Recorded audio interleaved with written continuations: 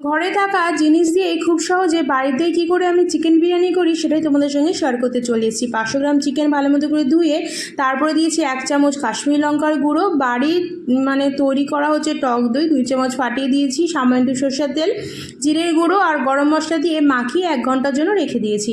একটা বড় একটা পাত্রের মধ্যে জল গরম, যখন জলটা ফুটছে সেই টাইমে চালটাকে দিয়েছি, গরম মশলা, নুন আর তেল দিয়ে ভাতটাকে করে নিয়েছি।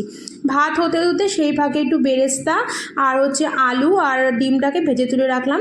এবার সেই তেলের মধ্যে দিয়েছি আদা, রসুন আর পেঁয়াজ বাটা, সেটাকে দিয়ে ভালো মতো করে কষিয়ে নেওয়ার পর ম্যারিনেট করা চিকেনটাকে দিয়ে বেশ কিছুক্ষণ কষিয়ে নেওয়ার পর চিকেন যখন সিদ্ধ হয়ে গেছে, তেল ছেড়ে গেছে, দিয়েছি গোলাপ জল, কেওড়া জল, আতর আর বিরিয়ানি মশলা।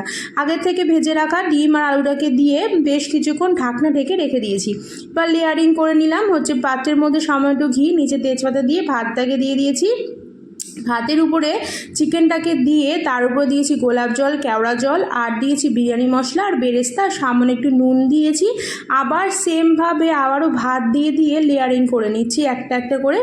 এবার একদম সেমভাবে দিয়েছি, শুধু শেষে একটুখানি আতর দিয়েছি, কারণ আতরটা দিইনি, ওই একবারই দিলাম।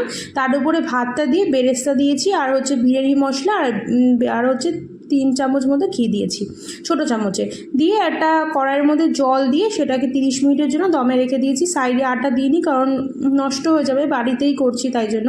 আর কি সুন্দর ঝরঝরে হয়েছে দেখো। আর বিরিয়ানিটা করেছি কিন্তু স্পেশালি আমার ছেলের আবদারে, তো ওর মুখেই তোমরা শেষে শুনতে পারবে কেমন হয়েছে, জানিও। ধন্যবাদ।